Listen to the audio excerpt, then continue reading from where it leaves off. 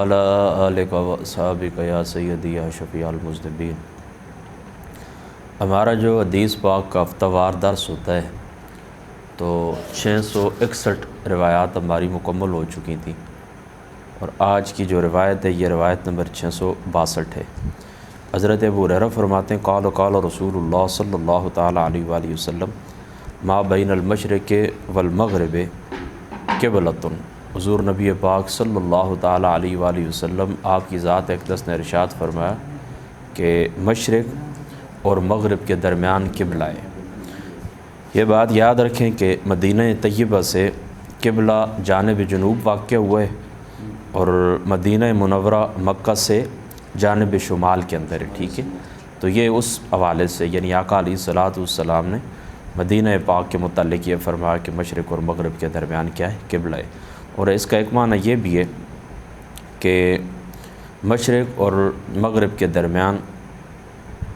جہات میں سے کوئی ایسی جہت نہیں ہے، مختلف جہات میں سے کوئی ایسی جہت نہیں ہے کہ اختلاف جہات کی بنا پر یہ کسی نہ کسی قوم کا قبلہ نہ واقع ہوا ہو۔ دوسرا معنی اس کا محدثین نے یہی بیان فرما، لیکن پہلا معنی یہ صحیح ہے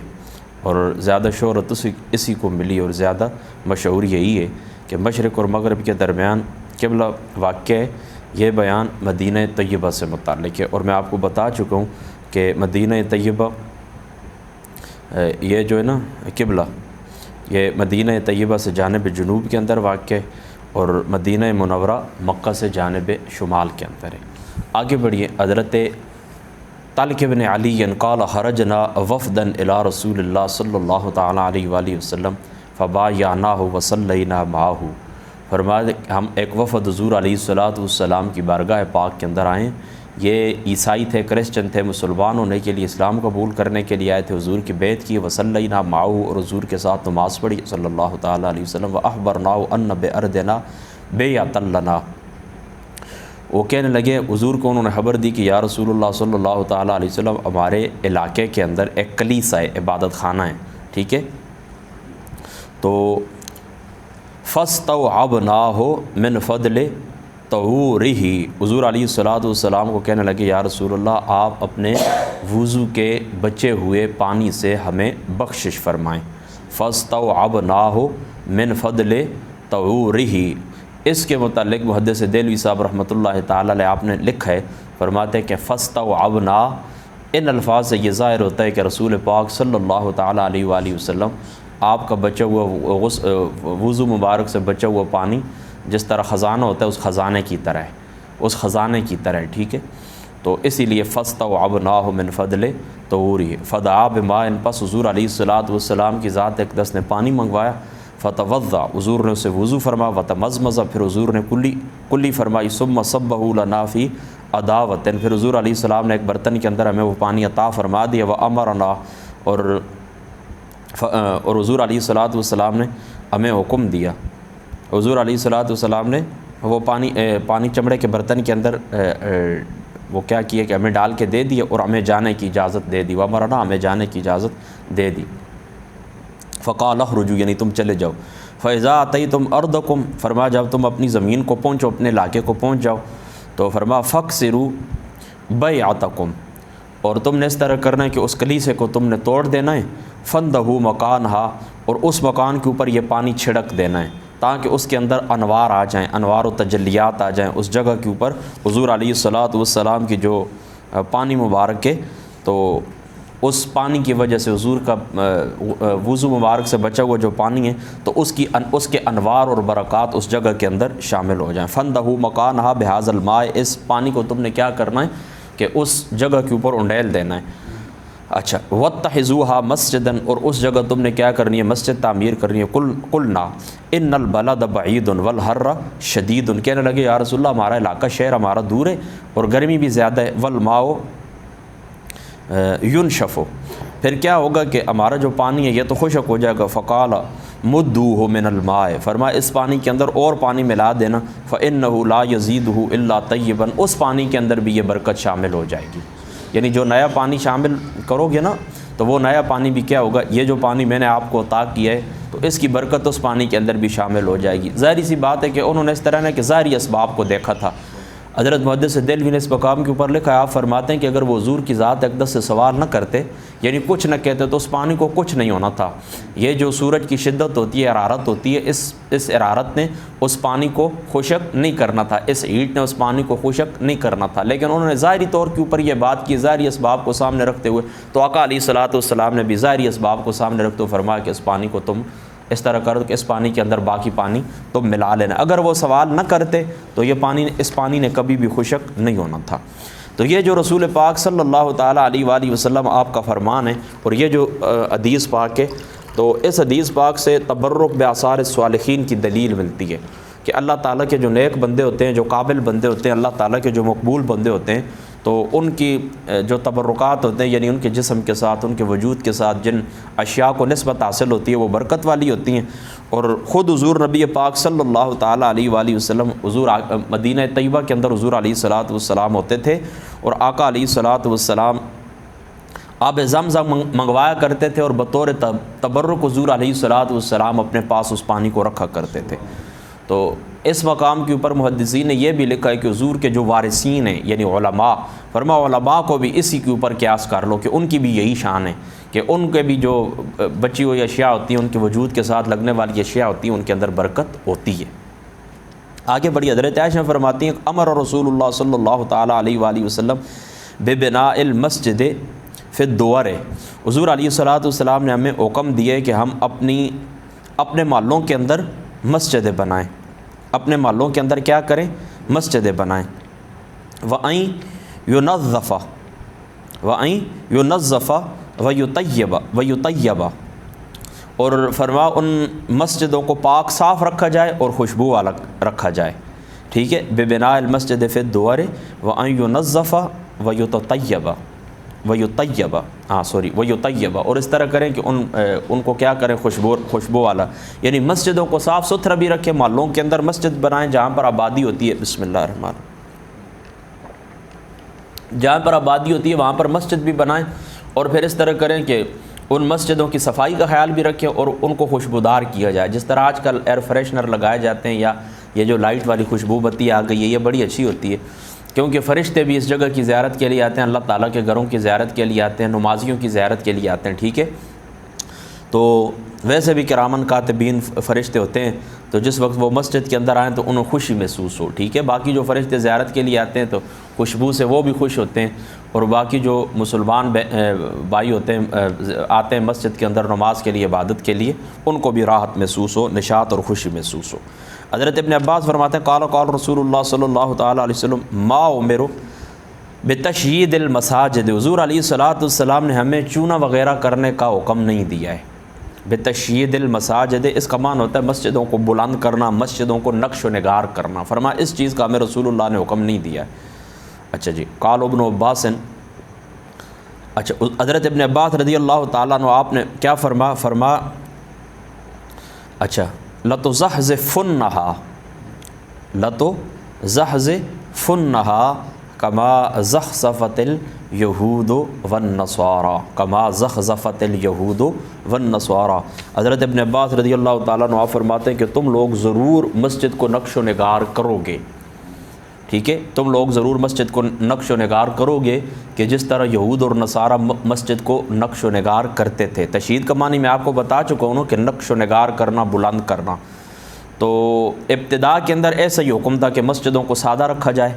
اور مسجدوں کو بلند نہ کیا جائے، نقش و نگار اس مسجد کے اندر نہ کیا جائے، لیکن مطہرین علماء نے اس کی اجازت دی ہے۔ محدث دہلوی صاحب رحمۃ اللہ تعالیٰ علیہ آپ نے بھی اشرۃ اللمعات کے اندر اس مقام کے اوپر لکھا ہے کہ اب مسجدوں کو بلند کیا جائے گا، مسجدوں کو نقش و نگار کیا جائے گا۔ اس کی وجہ یہ ہے کہ لوگ اپنے جو مکانات ہیں وہ بلند و بالا بناتے ہیں، کوٹھیاں بناتے ہیں، وہ 4 5 8 منزل وہ اس کو بلند کرتے ہیں اور اس کے اندر نقش و نگار کرتے ہیں اور ٹائلیں لگاتے ہیں اور ماربل لگاتے ہیں۔ تو اب ظاہری سی بات ہے کہ جس وقت ہم کہیں کہ مسجدیں سادی ہونی چاہیے، یعنی کچی اینٹوں سے مسجدیں بنائی جائیں، مٹی سے مسجدیں بنائی جائیں، تو پھر ظاہری سی بات ہے کہ اللہ تعالیٰ کے گھروں کی وقت لوگوں کے دلوں کے اندر کم ہوگی،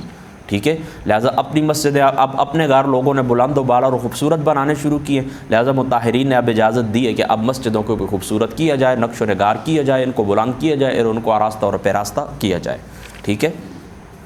آگے بڑی حضرت انس فرماتے ہیں قال رسول اللہ صلی اللہ تعالیٰ علیہ وسلم ان من اشراط الساعۃ، قیامت کی نشانیوں میں سے یہ کہ ان یتباہی الناس فی المساجد، لوگ اس طرح کریں گے مسجدوں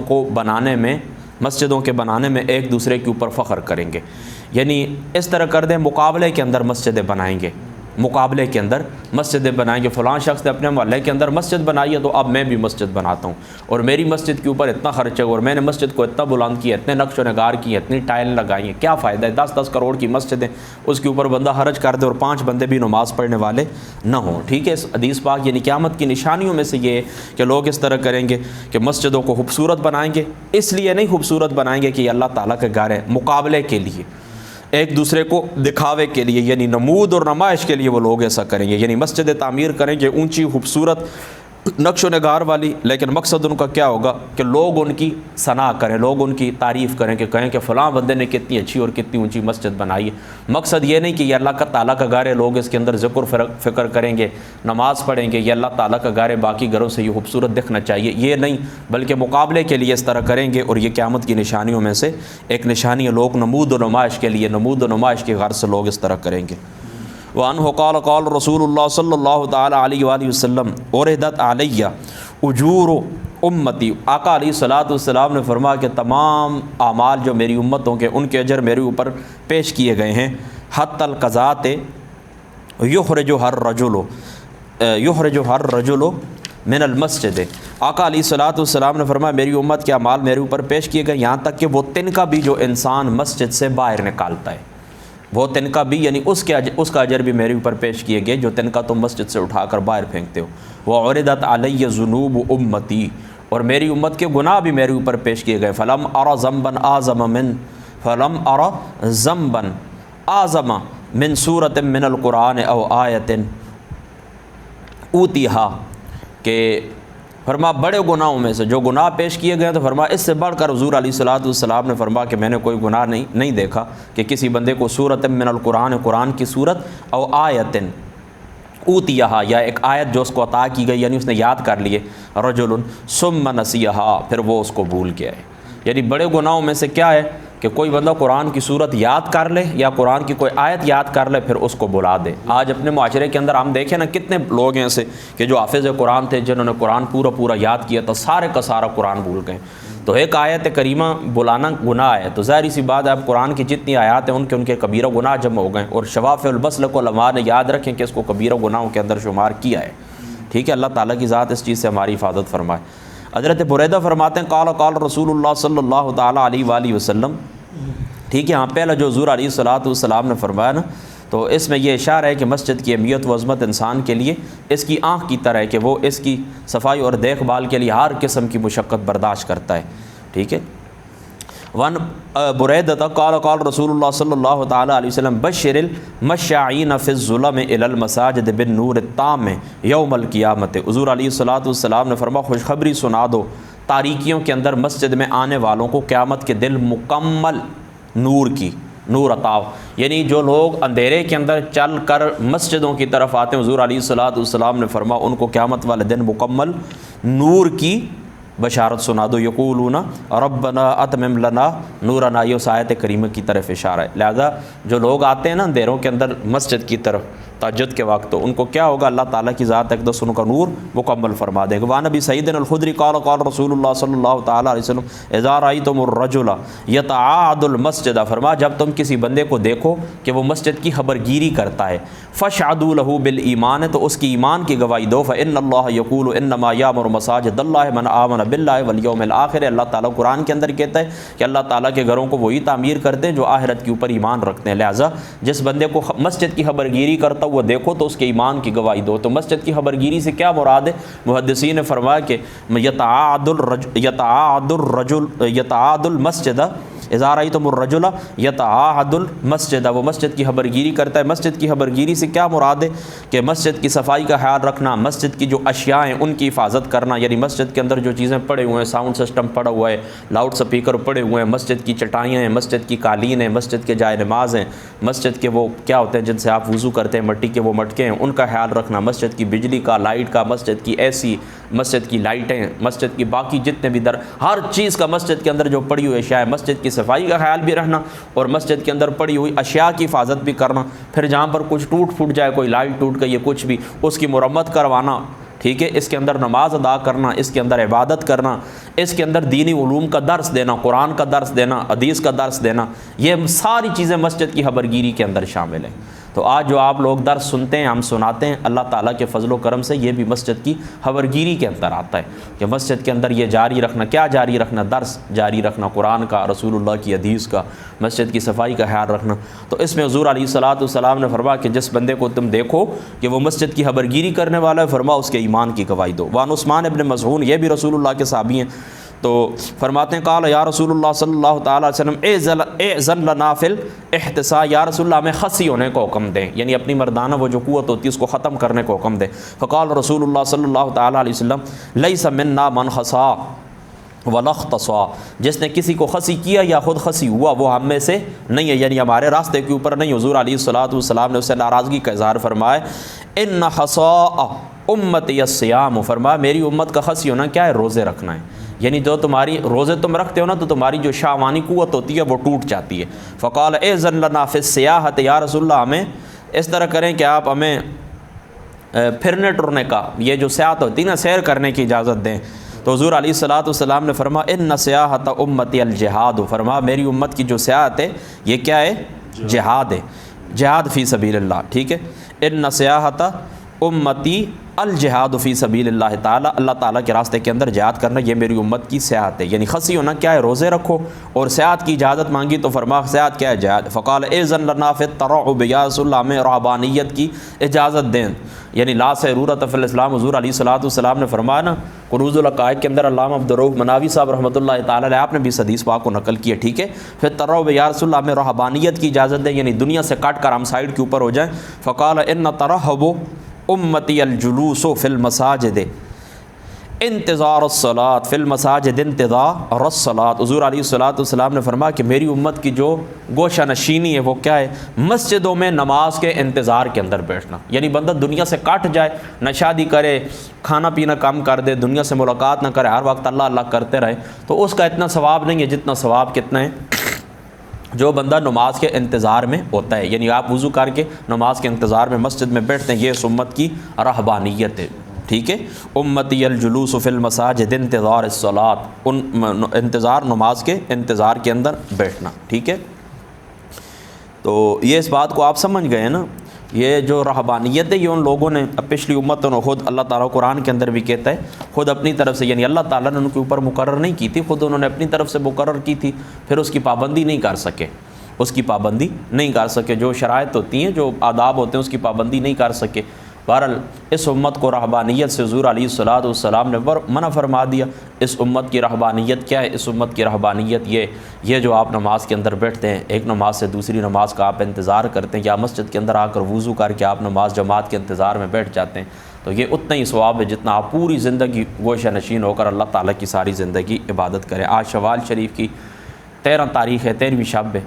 اور 1444 ہجری 3 مئی سن 2023،